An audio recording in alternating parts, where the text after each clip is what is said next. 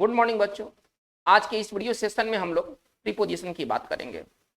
Preposition का आज का हमारा ये पार्ट 6 वीडियो सेशन होगा। पिछले वीडियोस में हम लोगों ने बात किया है कि कुछ खास वर्ब हैं जो कि अपने साथ कुछ खास प्रीपोजिशन लेते हैं। कुछ ऐसे वर्ब हैं जो अपने साथ विथ लेंगे तो वो वर्ब अपने साथ फॉर नहीं लेंगे। यदि जो वर्ब अपने साथ फॉर लेंगे अपने साथ विथ नहीं लेंगे। तो पिछले वीडियोस में हम लोगों ने कुछ खास वर्ब्स को देखा है जो कि अपने साथ कुछ खास प्रीपोजिशन लेते हैं। आज का हमारा ये वीडियो सेशन उनसे थोड़ा सा अलग होगा। आज के इस सेशन में हम लोग देखेंगे कि कुछ खास वर्ड हैं जिसमें हम एक से ज्यादा प्रीपोजिशन की बात करते हैं। उनके अर्थ अलग अलग होंगे और उनके प्रीपोजिशन अलग अलग होंगे। मतलब कि हम आज उस तरह के वर्ब को लेकर चलेंगे जो कि अपने साथ एक से ज्यादा प्रीपोजिशन लेते हैं, लेकिन उनके केस अलग अलग होते हैं। एक केस के लिए एक प्रीपोजिशन, दूसरे केस के लिए हो सकता है कि प्रीपोजिशन नहीं भी, या हो सकता है कि कोई दूसरा प्रीपोजिशन। तो आज का हमारा ये जो वीडियो सेशन एग्जामिनेशन दृष्टिकोण से काफी इंपॉर्टेंट होगा और ये थोड़ा सा पिछले वीडियो सेशन के मुकाबले ये थोड़ा सा एडवांस्ड प्रीपोजिशन का ये सेशन होगा। तो आज का ये वीडियो सेशन आपके लिए काफी इंटरेस्टिंग होगा। आप इसे अंत तक देखें, बहुत कुछ सीखने को आपको मिलेगा, बहुत कुछ आप पहली बार सीखेंगे, ऐसा मेरा विश्वास है। तो आज हम स्टार्ट करते हैं वर्ब एग्री से।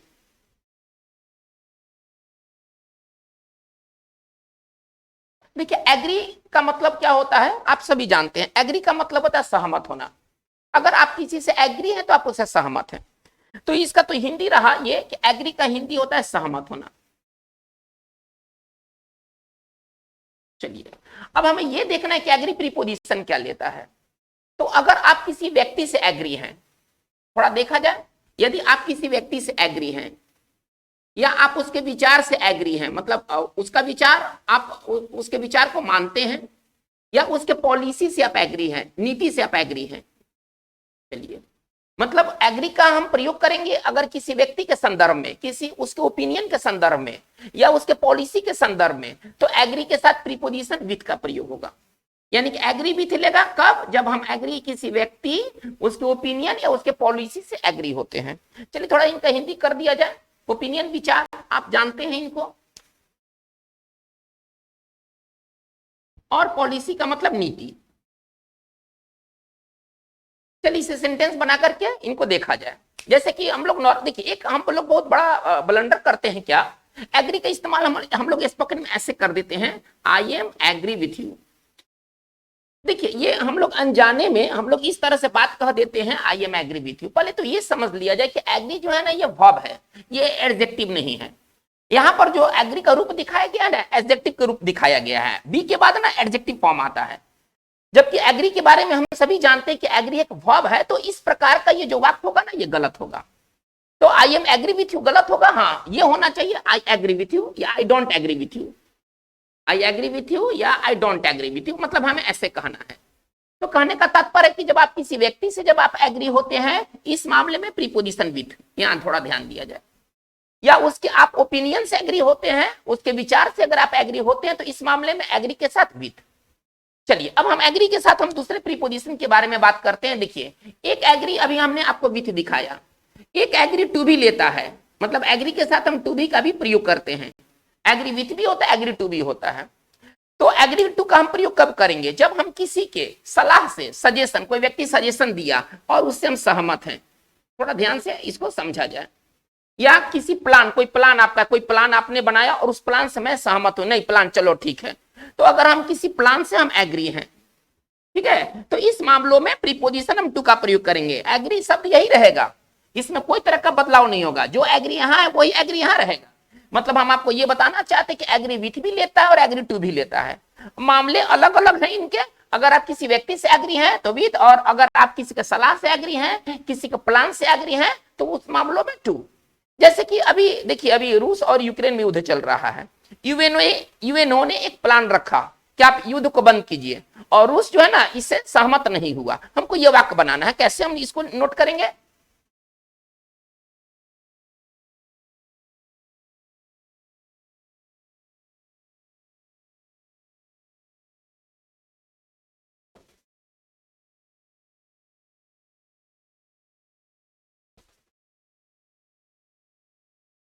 चलिए, तो अगर आप किसी व्यक्ति से एग्री होते हैं तो एग्री विथ, और आप किसी के प्लान से किसी के सजेशन से अगर आप एग्री होते हैं, इस मामलों में एग्री के साथ प्रीपोजिशन टू, तो एग्री बहुत ही बार आने वाला और थोड़ा सा ये फंसाओ ये वर्ब है। ठीक है, हमें पता नहीं चलता है कि कब एग्री विथ लेगा, कब एग्री टू लेगा। तो ये मैं समझता हूं कि ये मामला क्लियर हो गया होगा कि कब एग्री विथ लेगा और कब टू लेगा। चलिए हम आगे देखते हैं। हमारा जो नेक्स्ट वर्ब है वो है एम। चलिए हमारा अगला जो वर्ब है वो है एम। देखिए एम जो है ये वर्ब भी है और एम जो है नाउन भी है। तो जब वर्ब है तो इसका मतलब होता है, यहां पर अभी हम इसको वर्ब के रूप में देखेंगे, ठीक है ना, नाउन के रूप में नहीं देखेंगे, वर्ब के। हमारा टॉपिक्स भी है वर्ब, ठीक है ना, वर्ब को लेके चल रहे हैं, तो अभी नाउन से हमारा कोई लेना देना नहीं है। चलिए एम जब वर्ब के रूप में इस्तेमाल होता है तो एम के साथ प्रीपोजिशन क्या लगते हैं, एम के साथ एट भी लगता है और एम के साथ टू भी लगता है। चलिए अब इसका थोड़ा सा पैटर्न अलग अलग है, इसके पैटर्न को समझना है कि एट के साथ पैटर्न क्या होगा और टू के साथ पैटर्न क्या होगा। चलिए तो थोड़ा सा इसको देखा जाए। देखिए जब एम के साथ हम जब एट का प्रयोग करेंगे तो इसके बाद अगर कोई अगर वस्तु है, कोई थिंग है, तो ठीक है, यहां पर हम समथिंग रख सकते हैं, थोड़ा ध्यान दिया जाए। एम के साथ पैटर्न क्या है, तो एम के बाद एट आएगा तो हम समथिंग रखेंगे, ठीक है। अच्छा, एम के बाद यदि कोई वर्ब आ गया तो इसमें जो वर्ब होगा वो V4 में होगा। देखिए एम मतलब एम के साथ यदि नाउन है तो एट सीधे, एम के साथ यदि वर्ब है तो ये वर्ब जो होगा चौथे रूप में होगा। लेकिन अगर एम के साथ यदि हम टू का प्रयोग करते हैं वर्ब के साथ तो इसमें V1 होगा। देखिए दोनों में अंतर ये है, एम एट तो V4 और एम टू तो V1। हाँ एक और बहुत इंपॉर्टेंट स्ट्रक्चर है ना, वो स्ट्रक्चर आप इस तरह से समझे, बी एम्ड, थोड़ा ध्यान दिया जाए, ये बहुत ही $1,000,000 ये प्रश्न है। बी एम्ड और बी का मतलब है, यहां पर हम क्या समझेंगे, बी का मतलब बी नहीं समझते हैं। यदि कहीं पर बी लिखा रहता है तो इसका अर्थ लेना चाहिए am is are was were, ठीक है ना, हमें ये अर्थ लेना चाहिए। तो बी एम्ड के बाद एट होगा, टू नहीं होगा, थोड़ा ध्यान दिया जाए, यहाँ पर टू का जो यूज होगा वो गलत होगा। और अभी क्या बताया हूं कि एट के बाद वर्ब का कौन सा रूप होगा, तो एट के बाद वर्ब का V4 होगा। मतलब हम एक ही वाक्य को हम इतने तरीकों से बना सकते हैं। कहने का मतलब है कि वाक्य रहेगा एक ही, लेकिन बनाने के तरीके हैं ना उसके अलग अलग होंगे। हम एक बार ले सकते हैं एम्ड एट प्लस V4, हम उसी वाक्य को बना सकते हैं एम्ड टू प्लस V1, हम उसी वाक्य को बना सकते हैं B aimed at plus V4। चलिए इसे थोड़ा सा एग्जाम्पल से देखा जाए।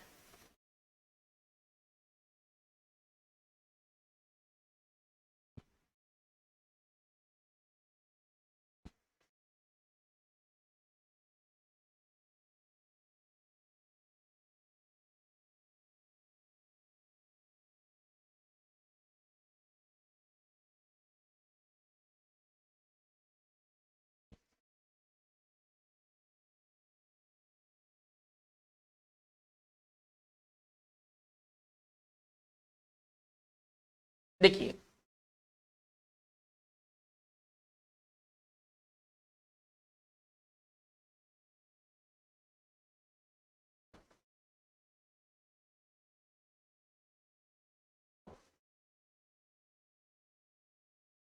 चलिए हम इस वाक्य को कितने तरीके से बना सकते हैं, हम इस वाक्य को कितने तरीके से बना सकते हैं, पहले आप इस चीज को समझिए। चलिए हम इसको बनाने की कोशिश करते हैं, हम मैक्सिमम कितने तरीकों से इन्हें बना सकते हैं। तो चलिए, सरकार का लक्ष्य गरीबी को दूर करना, मतलब सरकार ने लक्ष्य रखा है। यहाँ पर जो लक्ष्य है ना, ये जो एम से बनेगा तो हमको एम नाउन के रूप में नहीं ले चल करके वर्ब के रूप में ले चलना है। तो यहाँ पर एम के साथ हम क्या इस्तेमाल करना चाहते हैं, थोड़ा सा देखिए, वाक्य ही है, बनाने के तरीके कितने हैं, ठीक है। हम कैसे लिख सकते हैं, द गवर्नमेंट, चलिए एम्स, हम चाहते हैं ना कि एट का प्रयोग करके बनाना चाहते हैं, चलिए हमने एट यहां लिख दिया।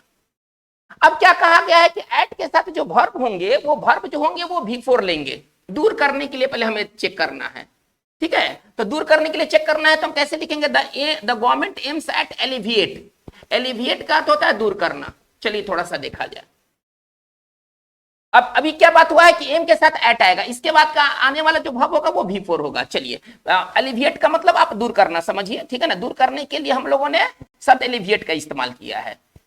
चलिए तो एक हमारा वाक्य इस तरह से बन गया, the government aims at alleviating poverty.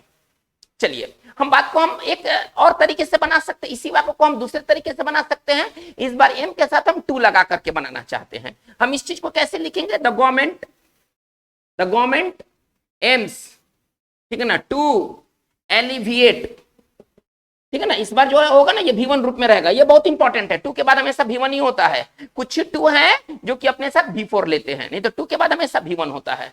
चलिए, the government aims to alleviate poverty, ये तो क्लियर हो गया। इसी चीज को हम तीसरे तरीके से कैसे बना सकते हैं, द गवर्नमेंट, ठीक है ना, इज, इस बी वाला आप स्ट्रक्चर याद कीजिए, बी के बाद एम्ड, तो यहां पर यहां जो इज है ना ये बी का रूप है। ओके, चलिए, द गवर्नमेंट इज एम्ड, और ये कॉमन एरर का ये वाक्य है। कॉमन एरर में ना ये बहुत बार दिया जाता है, बहुत बार आपको ये मिलेगा कि बी एम्ड टू, गलत, बी एम्ड एट होना चाहिए, यानी कि हमारा ये जो सेगमेंट होगा हमारा गलत सेगमेंट होगा। हम कैसे लिखेंगे, the government is aimed at, इस बार फिर एलिविएटिंग आ जाएगा V4। चलिए, एलिविएटिंग पॉवर्टी, तो ये हमारा एम के साथ वर्ब का यूज रहा, एम के साथ टू भी, एम के साथ एट भी। अंतर क्या है, एम एट प्लस V4 और एम टू प्लस V1। बात एक ही है, बनाने के 3 तरीके हो गए। चलिए, अब हम लोग आगे बढ़ते हैं। हमारा नेक्स्ट जो वर्ब है ना वो है अप्लाई। हमारा अगला जो वर्ब है ना वो है अप्लाई। देखिए, अप्लाई का मतलब आवेदन करना। पहले इसका अर्थ समझ लेते हैं। अप्लाई का जो अर्थ होता है ना वो होता है आवेदन करना। अप्लाई के और भी अर्थ होते हैं, उनको भी देखा जाएगा। आवेदन करना, तो देखिए, अगर आप किसी संस्था को आवेदन करते हैं तो इसके साथ प्रारूप कैसे रहेगा, टू ऑर्गेनाइजेशन, टू ऑर्गेनाइजेशन। थोड़ा ध्यान दिया जाए, आप किसी संस्था को अप्लाई करते हैं, किस बात के लिए, फॉर जॉब, कोर्स, लाइसेंस, है ना, एटसेट्रा। चलिए, यानी कि कहने का मतलब है कि जब आप आवेदन करते हैं, किसी संस्था को आप आवेदन करते हैं, तो उस मामलों में प्रीपोजिशन क्या होना चाहिए, उस मामलों में प्रीपोजिशन टू। देखिए, कोई कंफ्यूजन नहीं। चलिए, लेकिन किसी चीज के लिए अगर अप्लाई करते हैं, जैसे किसी जॉब के लिए आपने किया, कोई कोर्स के लिए किया, कोई लाइसेंस के लिए किया, और इस तरह की और भी बातें हैं, अगर आपने इसके लिए अप्लाई किया तो इसके लिए प्रीपोजिशन क्या हो जाएगा, फॉर हो जाएगा। अब हमें यह देखना है कि मामला संस्था है कि मामला इस तरह के कुछ है। जैसे कि आप इस वाक्य को देखिए डायरेक्ट इंग्लिश में,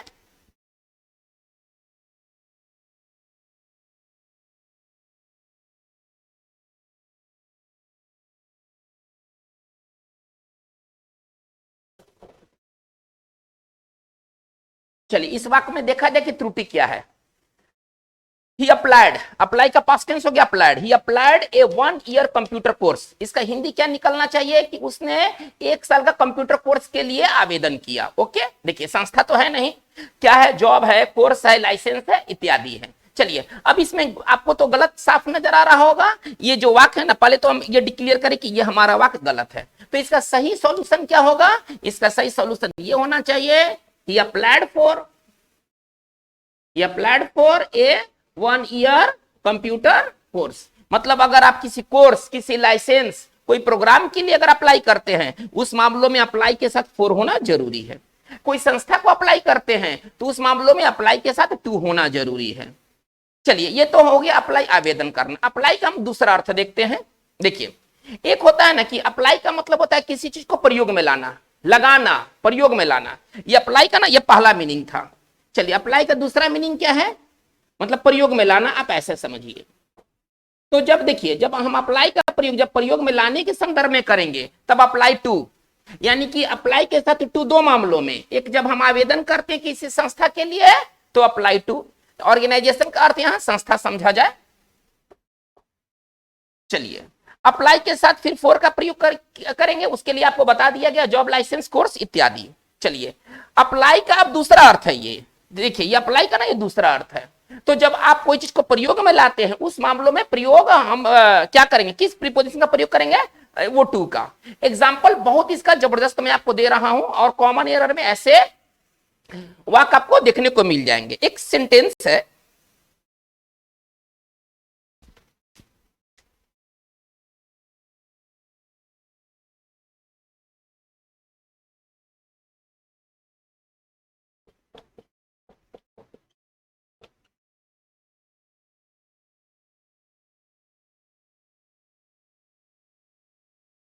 चलिए एक सेंटेंस क्या कह रहा है, द पेंट, थोड़ा देखा जाए, the paint should be applied on a clean surface. इसका हिंदी क्या निकलेगा कि जो पेंट है ना, उसको कहां प्रयोग करना है, उसको क्लीन सरफेस पर। देखिए, पर हिंदी निकलेगा पर, है ना।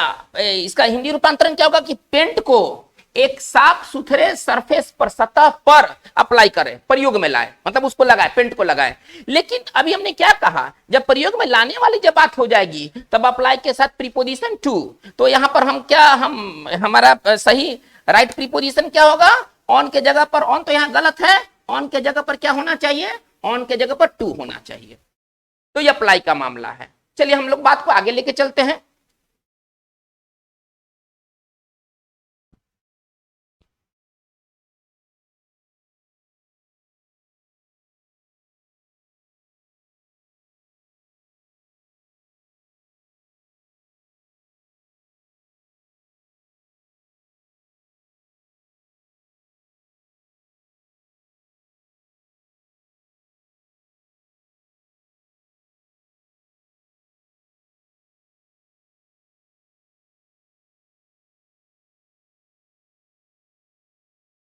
देखिए हमारा जो नेक्स्ट जो वर्ब है जिसके साथ हम अलग अलग तरह के प्रीपोजिशन का प्रयोग करेंगे वह है बिलीव।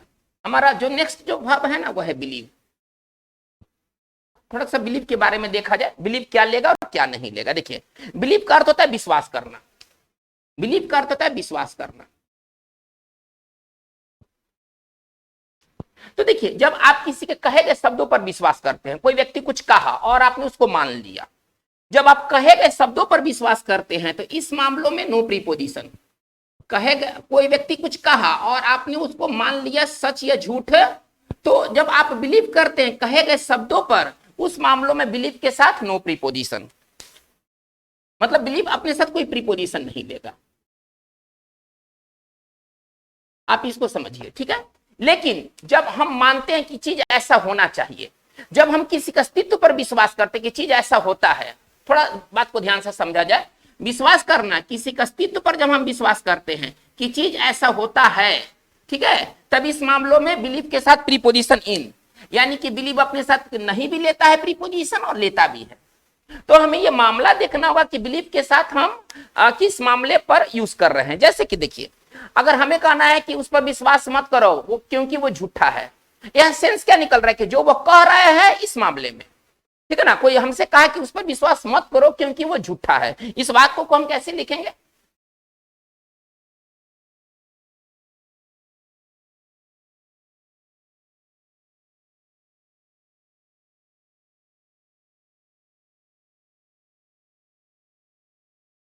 चलिए देखिए हमको क्या बताया गया है कि कोई व्यक्ति झूठा है और इस कारण से, है ना, उस पर विश्वास मत करो। तो जब आप किसी पर विश्वास करते हैं उसके कहे गए शब्दों पर, इस मामलों में बिलीव के साथ कोई प्रीपोजिशन का यूज नहीं होगा। थोड़ा ध्यान दिया जाए, उस मामलों में बिलीव के साथ हम किसी प्रीपोजिशन का यूज नहीं करेंगे।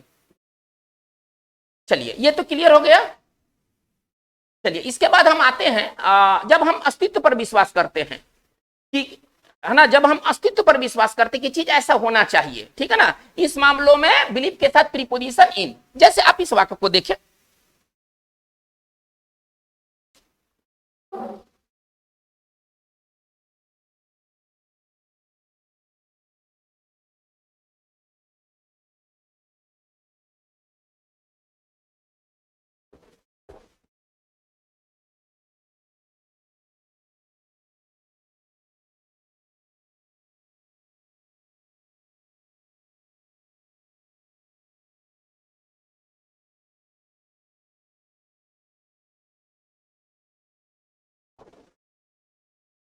चलिए आप इस वाक्य को देखिए।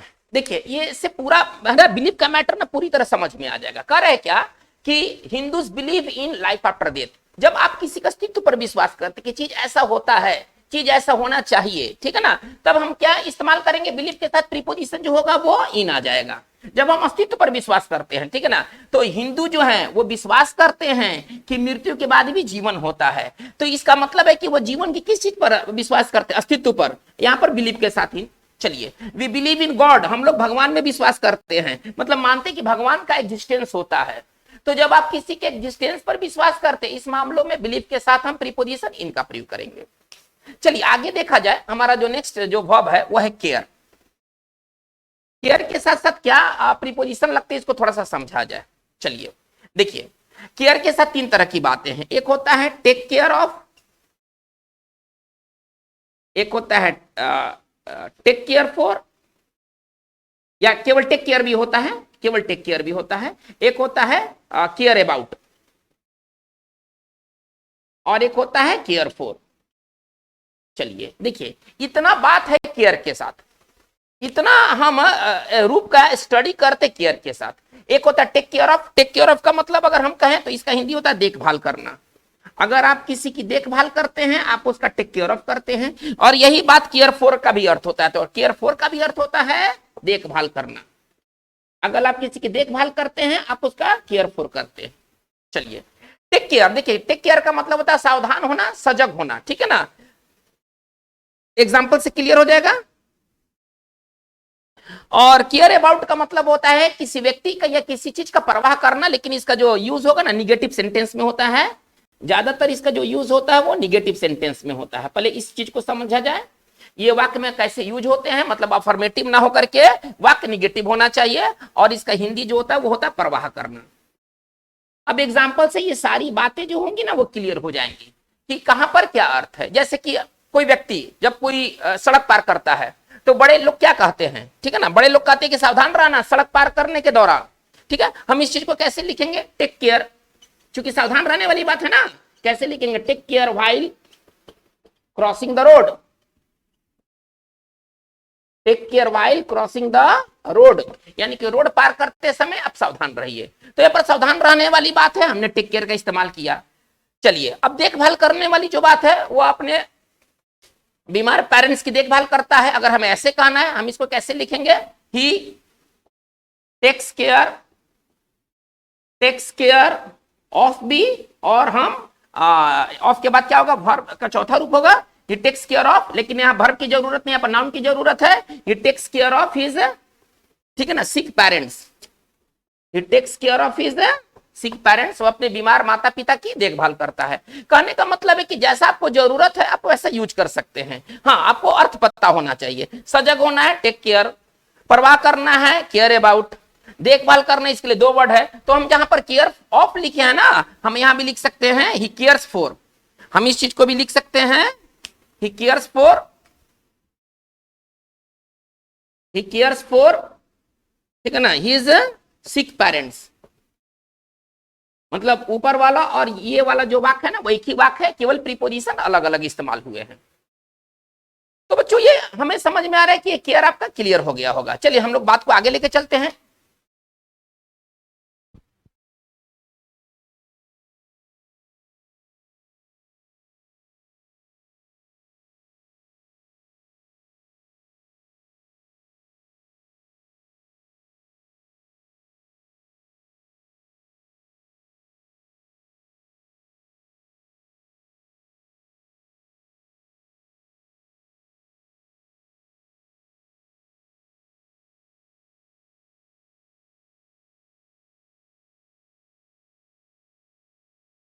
हमारा जो नेक्स्ट वर्ब है वह है डाई।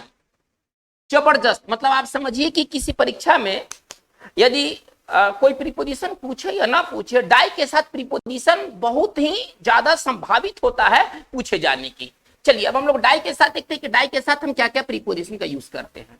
डाई का अर्थ होता है मरना, आप ये समझते हैं। लेकिन हम कई कारणों से ना मर सकते हैं। कोई व्यक्ति कई कारणों से मर सकता है, मरने के एक कारण नहीं होते हैं। तो जाहिर सी बात है कि जब कई कारण होंगे तो एक ही प्रीपोजिशन सभी कारणों के लिए काम नहीं करेगा। अलग अलग कारण तो उसके लिए अलग अलग प्रीपोजिशन। चलिए देखते हैं। नॉर्मली डाई के साथ हम प्रीपोजिशन ऑफ का प्रयोग करते हैं, ठीक है ना। नॉर्मली हम डाई के साथ प्रीपोजिशन ऑफ का प्रयोग करते हैं जब कोई व्यक्ति मरता है। किस कारण से, कारण मैं आपको बता देता हूं। नेचुरल डेथ, देखिए जब किसी व्यक्ति का प्राकृतिक डेथ होता है उस मामलों में डाई ऑफ। जब कोई व्यक्ति कोई बीमारी से मरता है, यह भी तो मरने का कारण हो सकता है, तो डाई ऑफ। वो कैंसर से मरा, टीबी से मरा, जॉन्डिस से मरा, कई तो रोग हैं। चलिए कोई व्यक्ति मर सकता है, कोई जानवर काट दिया और उससे वो मर गया, ऐसा भी तो हो सकता है मृत्यु का कारण। तो इस मामलों में भी ऑफ। हम इसको हम समझ सकते हैं एनिमल्स बाइट, यानी कि डाई के साथ हम ऑफ आमतौर पर करते हैं। कहां कहां डाई के साथ ऑफ का इस्तेमाल करते हैं, जब कोई नेचुरल डेथ हो, कोई व्यक्ति का उम्र हो गया और वो व्यक्ति मर गया। डिजीज, बीमारी के मामलों में डाई के साथ ऑफ। और कोई जानवर किसी को काट दिया, उस मामलों में डाई के साथ ऑफ। चलिए इसे सेंटेंस हम क्लियर कर देते हैं।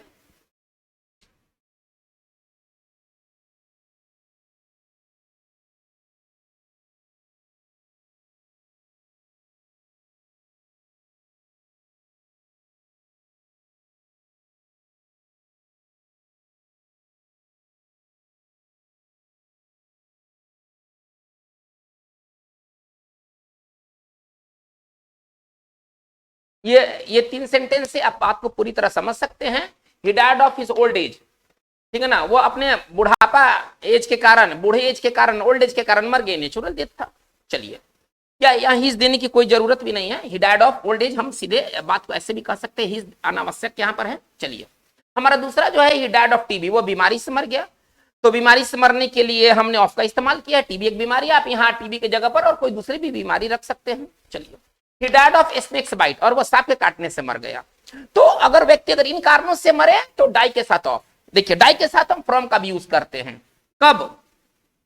जब कोई व्यक्ति मर जाए, है ना, भूखमरी से, स्टारवेशन। स्टारवेशन का मतलब आप समझिए भूखमरी से मर जाए, ठीक है ना।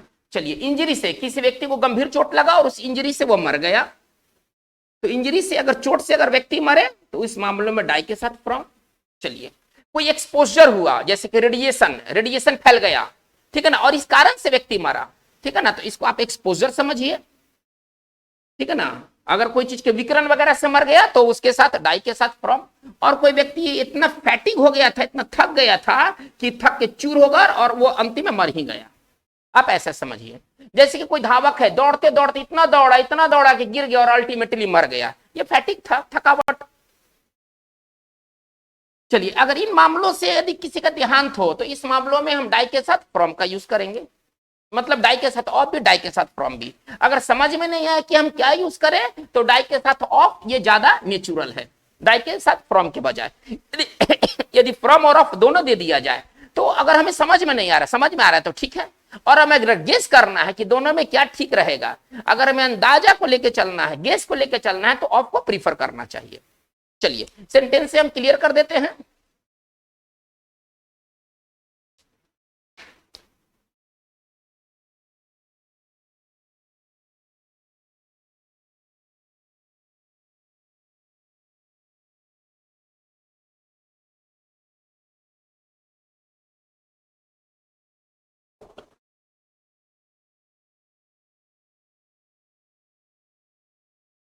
चलिए मिलियंस ऑफ पीपल, जो लाखों लोग हैं प्रत्येक साल मर जाते हैं, किससे? भूखमरी से। तो बस यही बात रहा, डाई के साथ ऑफ और डाई के साथ फ्रॉम। अच्छा अब चलिए मे, जब मे वाली बात हो जाए, जब वाक्य में मे का जब सेंस निकले तब डाई के साथ इन। डाई के साथ इन कब? जब हम मे वाली बात है, जैसे कोई व्यक्ति किसी क्रैश, किसी दुर्घटना में मारा गया, किसी एक्सीडेंट में मारा गया, तो जब मे का भाव निकलता है उस मामलों में डाई के साथ इन। जैसे कि अगर हम सिंपली इसको हम लिख सकते हैं, he died in an accident.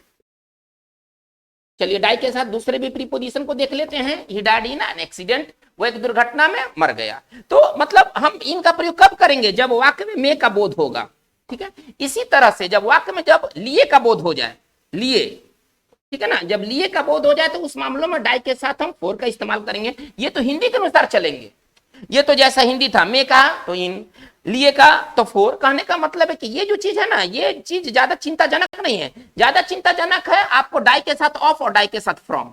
से, ये दोनों का हिंदी क्या निकला? से। तो कब से के लिए हम ऑफ यूज करें और कब से के लिए फ्रॉम यूज करें, इसे समझना ज्यादा इंपॉर्टेंट है। चलिए फिर भी मैं इसको बता रहा हूं, अगर मे का सेंस निकलता है डाई के साथ इन, और लिए का सेंस निकलता है तो डाई के साथ फॉर। जैसे कि आप इस सेंटेंस को देखिए, वो देश के लिए मर मिटा, हमको ऐसे कहना है, ठीक है। हम कैसे कह सकते हैं? लिए का सेंस है he died for the country.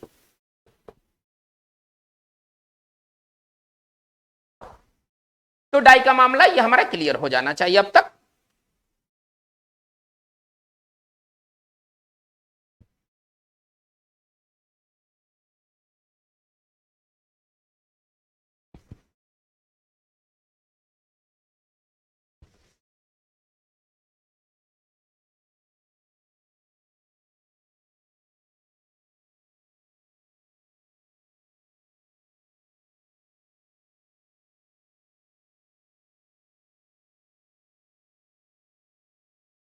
चलिए हम नेक्स्ट वर्ब लेकर चलते हैं और हमारा नेक्स्ट वर्ब है फाइट। फाइट ये जबरदस्त वर्ब है और थोड़ा सा ये कंफ्यूजन भी पैदा करता है, ये कंफ्यूजन पैदा करने वाला वर्ब है। देखिए आमतौर पर खिलाफ के लिए, आमतौर पर खिलाफ के लिए हम लोग क्या अंग्रेजी लिखते हैं? आमतौर पर अगर मैं आपके खिलाफ हूं, कोई व्यक्ति मेरे खिलाफ है, तो खिलाफ के लिए हम अगेंस्ट का इस्तेमाल करते हैं। थोड़ा ध्यान देते हैं। अच्छा, जब आपके कोई साथ है तो साथ के लिए हम लोग आमतौर पर हम लोग किसके कौन सा वर्ड का प्रयोग करते हैं? विद का प्रयोग करते हैं। खिलाफ के लिए अगेंस्ट और साथ के लिए, एकता के लिए, ठीक है, तो विद। लेकिन कभी कभी खिलाफ के लिए भी हम विद का प्रयोग कर सकते हैं और वो चीज फाइट में नजर आएगा, ठीक है ना।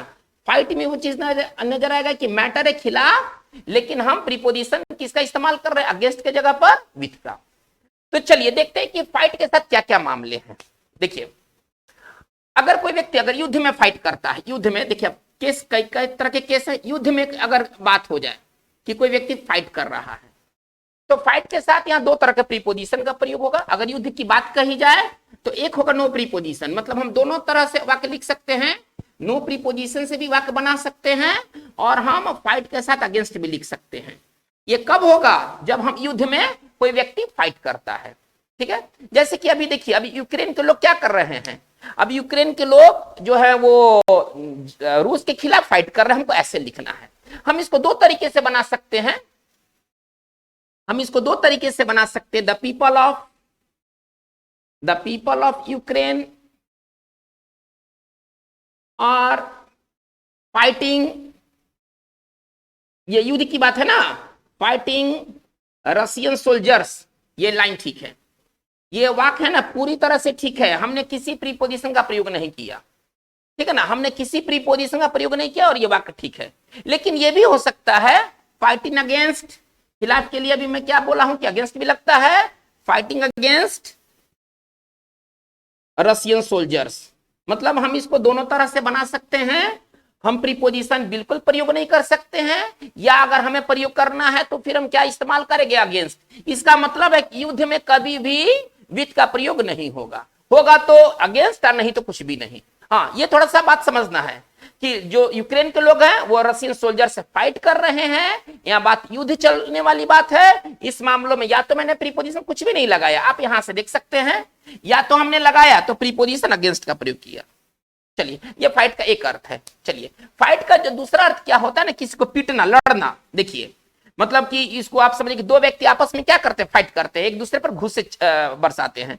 तो फाइट का लड़ना, जब व्यक्ति आपस में लड़े, ठीक है ना, जब व्यक्ति के आपस में लड़ने की बात हो जाए, यहाँ युद्ध वाली बात नहीं है, आप ऐसे समझिए जैसे कि दो लोग सड़क पर ना लड़ रहे थे, हमको ऐसे कहना है, ठीक है ना, दो लोग सड़क पर लड़ रहे थे, मतलब एक दूसरे पर यह हाथ बरसा रहे थे। हम इसको कैसे लिखेंगे? Two people were fighting. चलिए, अब यहां पर इस मामलों में प्रीपोजिशन क्या होगा? जब आप युद्ध में थे तब नो प्रीपोजिशन और अगेंस्ट, लेकिन जब आप किसी व्यक्ति से लड़ते हैं इस मामलों में प्रीपोजिशन अगेंस्ट का प्रयोग नहीं होगा। थोड़ा ध्यान दिया जाए, इस मामलों में प्रीपोजिशन अगेंस्ट नहीं, इस मामलों में प्रीपोजिशन विथ। ये युद्ध वाली बात नहीं है। तो दो लोग सड़क पर लड़ रहे थे, हमको ऐसे कहना है, तो two people were fighting with. देखिए यहां पर जो प्रीपोजिशन होगा वो क्या होगा? विथ होना चाहिए।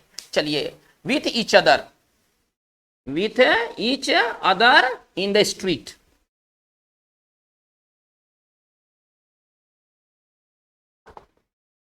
ये फाइट वाली बात हो गई। तो युद्ध में जब आप फाइट करते हैं नो प्रीपोजिशन या अगेंस्ट। जब आप एक व्यक्ति दूसरे व्यक्ति से लड़ता है, इस मामलों में प्रीपोजिशन क्या होना चाहिए? विथ होना चाहिए, अगेंस्ट नहीं। चलिए, फाइट के और भी मतलब है, थोड़ा उनको देखा जाए।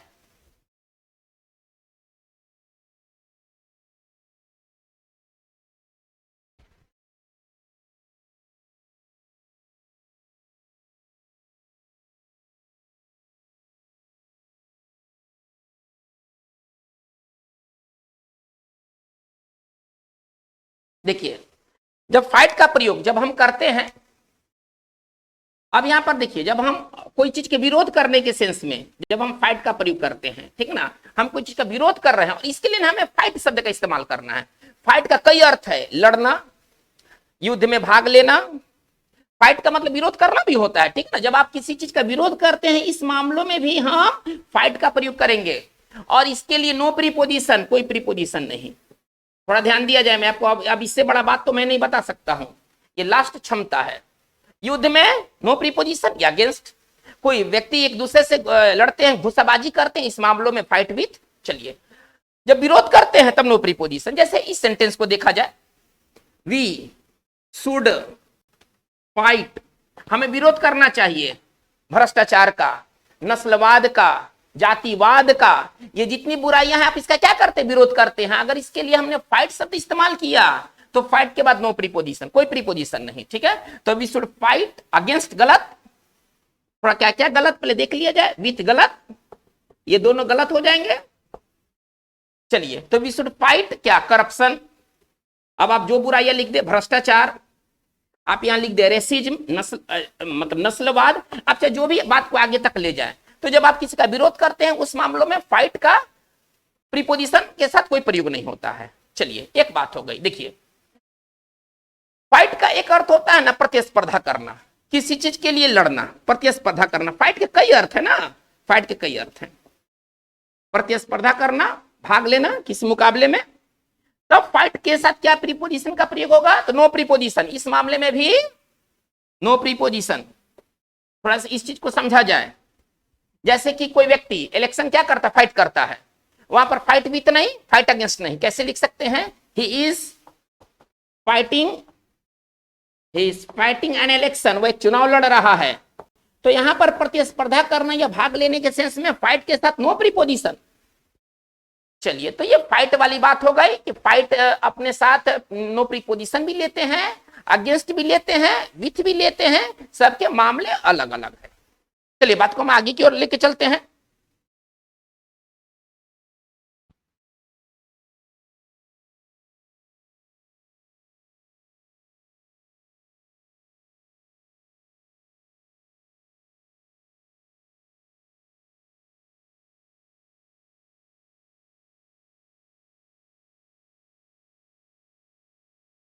देखिए, एक बहुत ही जबरदस्त वर्ब है, और वो वर्ब है मेक,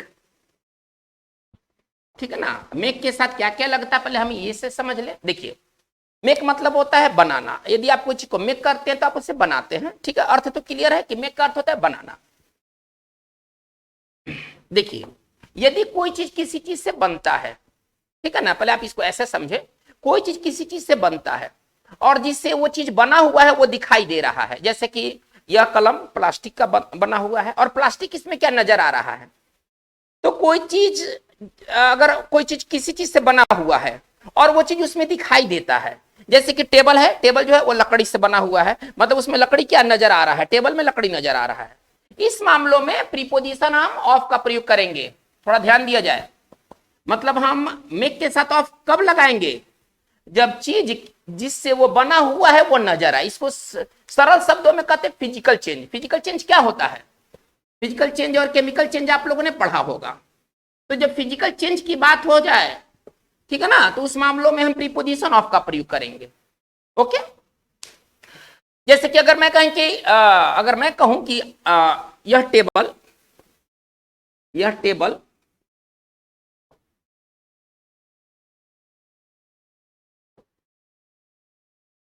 चलिए, यानी कि लकड़ी किसमें रूपांतरित हो गया, टेबल में, ये हुआ फिजिकल चेंज। तो जब फिजिकल चेंज की बात हो जाता प्रीपोजिशन ऑफ, इसमें लकड़ी नजर आएगा। ओके, तो इस मामलों में हम मेक के साथ प्रीपोजिशन ऑफ का इस्तेमाल करेंगे। कैसे लिखेंगे, this table is made of would. थोड़ा ध्यान दिया जाए, this table is made of would. चलिए, बात को हम आगे बढ़ाते हैं। लेकिन जब केमिकल चेंज हो जाए, जब जिस चीज से वो बना हुआ है वो नजर नहीं आए, तब मेक के साथ फ्रॉम। मेक के साथ फ्रॉम का इस्तेमाल कब करेंगे, जब कोई चीज किसी चीज से बना हुआ है और वो चीज उसमें दिखाई न दे, ठीक है ना। तो हम उसके साथ क्या प्रीपोजिशन का प्रयोग करते हैं, प्रीपोजिशन फ्रॉम। तो ये केमिकल चेंज, इसको मान के चलिए थोड़े से शब्दों में, आप इसको साइंस का शब्द इस्तेमाल कीजिए, केमिकल चेंज। मतलब जब बात केमिकल चेंज की हो जाए तब मेक के साथ क्या लगना चाहिए, प्रीपोजिशन फ्रॉम। इसमें क्या होगा कि कोई चीज किसी चीज से बना होगा लेकिन वो चीज दिखाई नहीं देगा। जैसे कि अगर मैं कहूं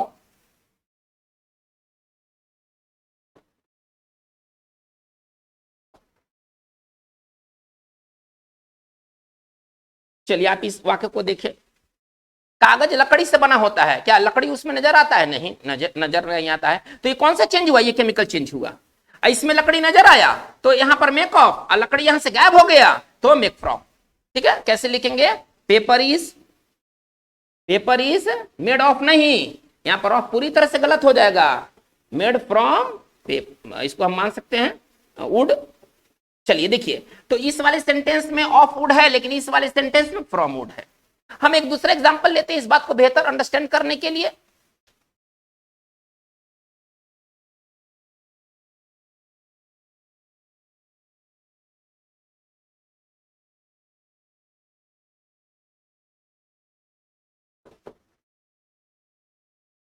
चलिए आप इस वाक्य को देखिए, क्या कह रहा है? क्या कि शराब जो है वो अंगूर से बना हुआ है। क्या उसमें अंगूर नजर आएगा? बिल्कुल नजर नहीं आएगा। तो ये कौन सा चेंज हुआ? फिजिकल की केमिकल चेंज? ये हुआ आपका केमिकल चेंज। और इस मामलों में हम प्रीपोजिशन किसका यूज करेंगे? मेक के साथ हम फ्रॉम लगाएंगे। कैसे इसको लिखेंगे?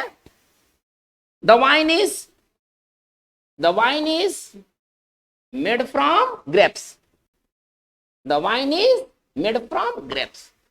चलिए हम कुछ और मामले लेते हैं मेक के साथ। और क्या प्रीपोजिशन लग सकते हैं? ये तो कॉमन प्रीपोजिशन है, मेक ऑफ और मेक फ्रॉम। ये कॉमन प्रीपोजिशन है, इसको थोड़ा समझना होगा।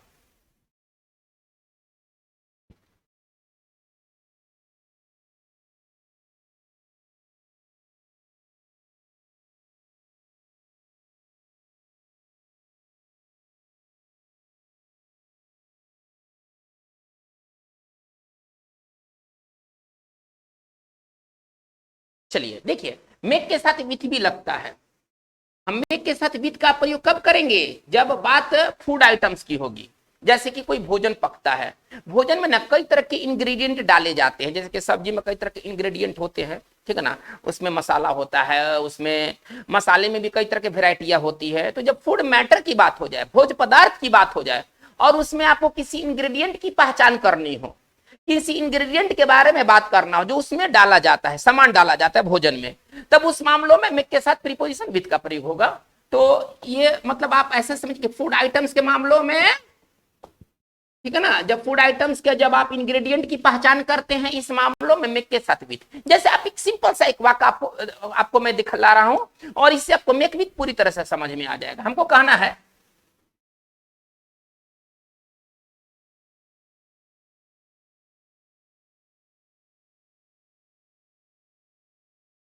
चलिए आप हिंदी को मत देखिए, इसके भाव को समझिए, ठीक है ना। हो सकता है कि हिंदी उतनी एक्यूरेट नहीं हो, लेकिन आपका ये तो सेशन इंग्लिश का सेशन है ना, तो हिंदी के एक्यूरेसी पर ज्यादा ध्यान नहीं दे। चलिए करे कि चाय अदरक से बना हुआ है। अब चाय में तो बहुत कुछ डाला जाता है, चाय में चीनी होते हैं, चाय पत्ती होते हैं, दूध होते हैं। उसमें एक इंग्रेडिएंट आपको क्या बताया जा रहा है? एक इंग्रेडिएंट आपको अदरक बताया जा रहा है। अदरक बताया जा रहा है कि चाय अदरक से बना है, मतलब कि कई सामान के साथ उसमें अदरक भी डाला हुआ है। चलिए हमको इसको बनाना है। फूड आइटम्स के साथ प्रीपोजिशन ऑफ नहीं, फ्रॉम नहीं, प्रीपोजिशन विथ। तो चाय अदरक से बना हुआ, हम इसे कैसे बनाएंगे? द टी, कोई खास टी के बारे में है? The T is made of नहीं, मेड फ्रॉम नहीं, मेड विथ जिंजर। तो मेक के साथ ये बातें हुई। उसी तरह से हम आगे की ओर बढ़ते हैं, तो हमारा अगला जो वर्ब जो हमें मिलता है वो है थिंक। थोड़ा थिंक के बारे में सोच लेते हैं। देखिए, जब आप किसी चीज पर गहराई से सोचते हैं, गहराई से सोचना है तो थिंक अबाउट। जब सोचना, जब मंथन करने वाली बात हो जाएगी, जब आप किसी चीज पर सोचते हैं, किसी चीज पर मंथन करते हैं, तब इस मामलों में थिंक अबाउट। लेकिन जब आप कोई फ्यूचर प्लान के बारे में सोचते हैं कि आपको कोई प्लान करना है, आपको कोई भविष्य में कोई प्लान करने हैं, इस मामलों में ऑफ, है ना, भविष्य के प्लान के बारे में जब सोचते हैं, भविष्य के योजना के बारे में जब सोचते हैं, ठीक है ना, तब यहां पर हो जाएगा थिंक ऑफ, थिंक टू नहीं। हाँ, ध्यान दिया जाए, ये तो सुपर और सुपर गलत है, ये तो किसी भी हालत में नहीं होगा।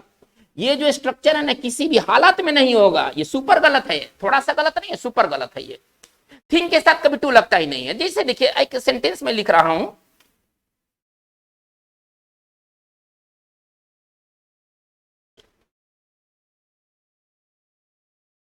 चलिए आप इस सेंटेंस को थोड़ा सा ध्यान से देखें। I am thinking to go to Patna, इसका हिंदी क्या निकलेगा? इसका हिंदी ये निकलेगा कि मैं पटना जाने की सोच रहा हूं। ठीक है। तो जब आप भविष्य के योजना के बारे में सोचते हैं तब उस मामलों में अभी जाना बाकी है, ये तो भविष्य का प्लान है ना, कि आप अभी पटना गए नहीं या पटना जाने वाले हैं, ये भविष्य के प्लान के बारे में बात है। और दूसरी चीज, यहां कुछ लगे या ना लगे, ये तो कदापि नहीं लगेगा ना, थिंक के साथ टू कभी नहीं लगता है। I am thinking to go to Patna, ये कभी नहीं होगा।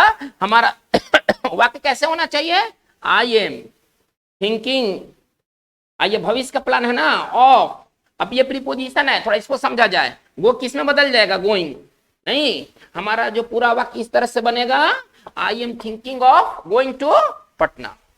हाँ, जब हम किसी चीज पर मंथन करते हैं, विचार करते हैं, तब उस मामलों में थिंक के साथ हम अबाउट का प्रयोग करते हैं। तो बच्चों ये इतने वर्ब्स हैं जिसमें कि हम तरह तरह के प्रीपोजिशन का प्रयोग करते हैं।